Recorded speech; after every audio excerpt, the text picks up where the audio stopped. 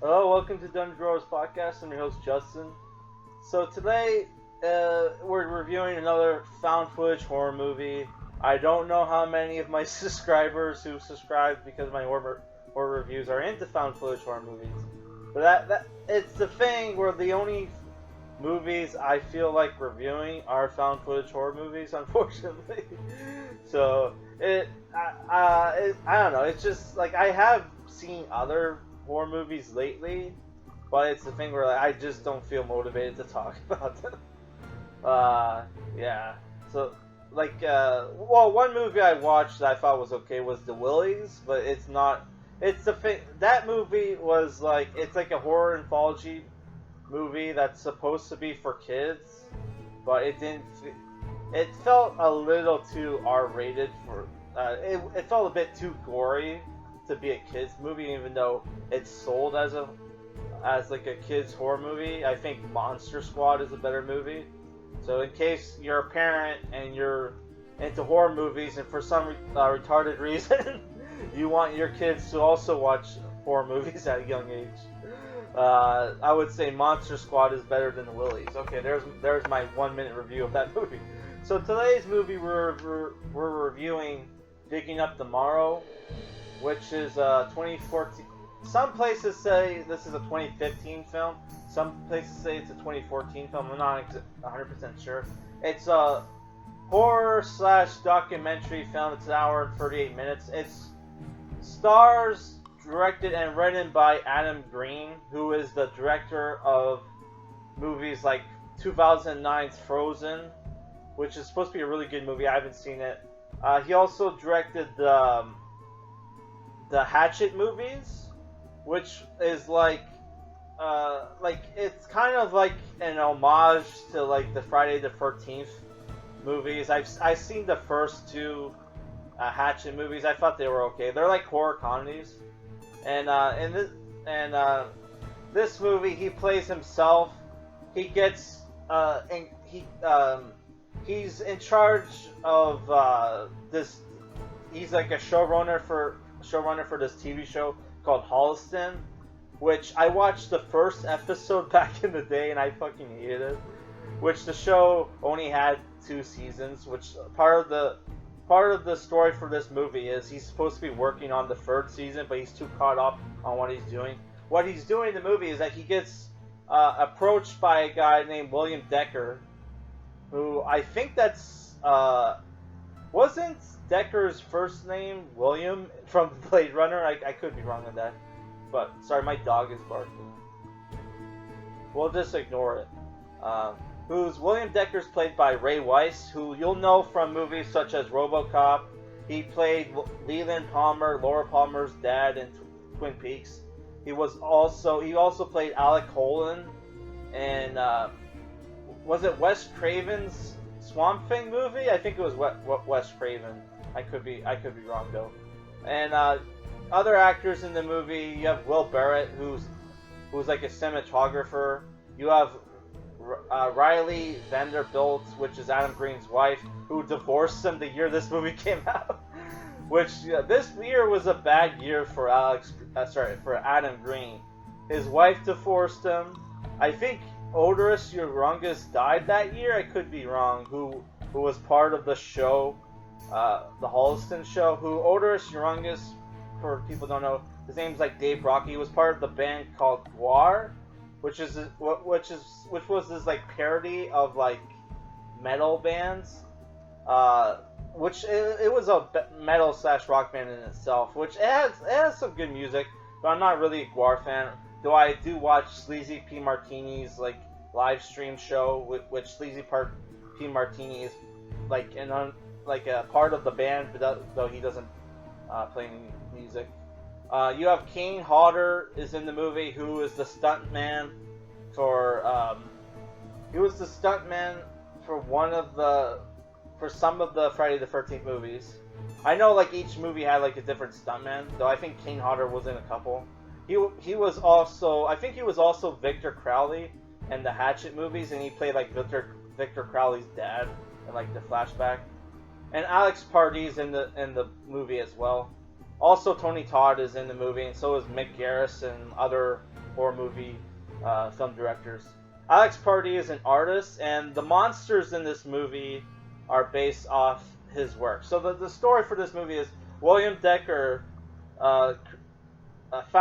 is this old guy who lives in California who discovered this these passageways into this underground metropolis where these weird monsters live that pop out at night, right?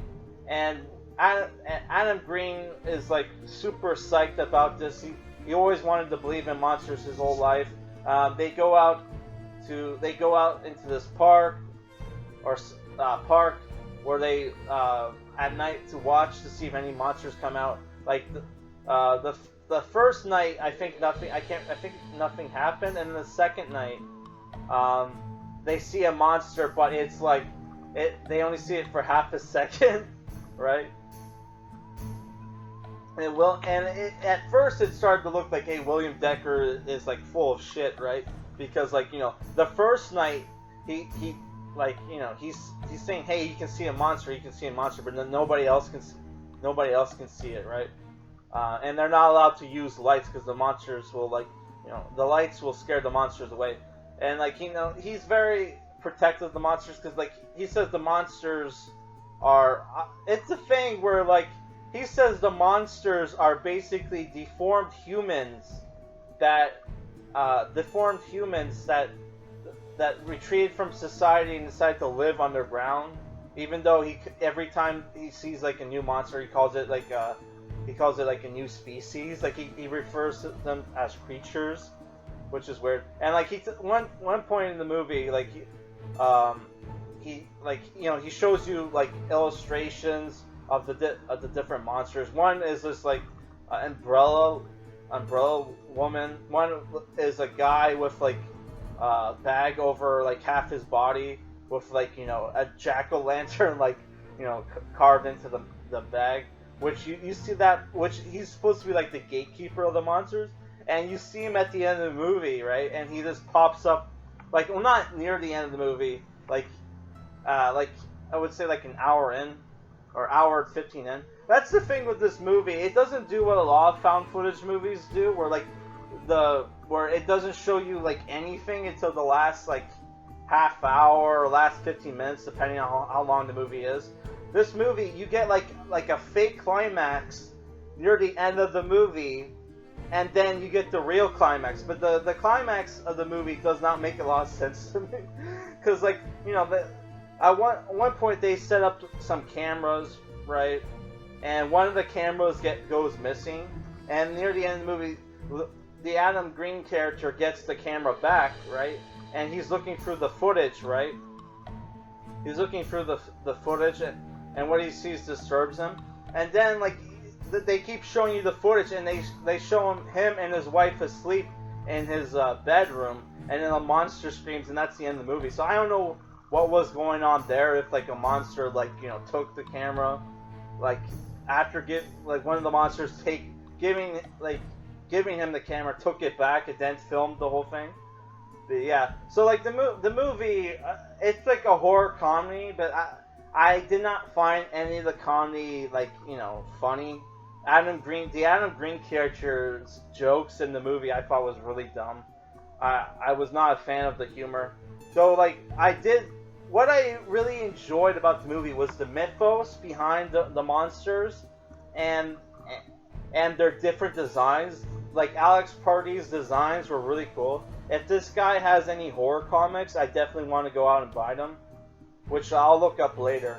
But yeah, other than that, I would say the acting in the movie was very amateur hour, except for Ray Wise. Ray Wise gives like an amazing performance in this movie. He's awesome in this movie. Which Ray Wise has always been a great actor. Which it sucks that he was typecasted into like smaller roles and like TV and like horror movie stuff. When he's an awesome actor. Anybody who's seen Twin Peaks knows like how great of an actor he is, especially during like, you know, the beginning of season 2, which I'm not going to spoil anything. But yeah, he's great. That's the thing about Twin Peaks. That the first season's a little slow, but keep up with it. And keep up with it, and then like you'll be like, it pays off, man. I swear to God.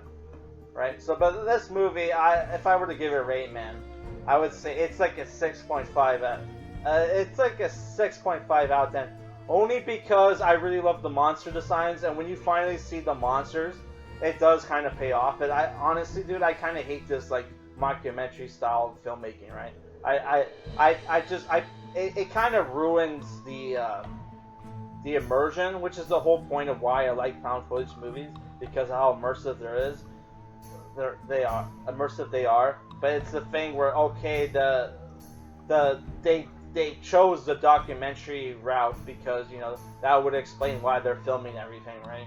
Which is like, you know, a cop out in my opinion in these like found footage horror movies.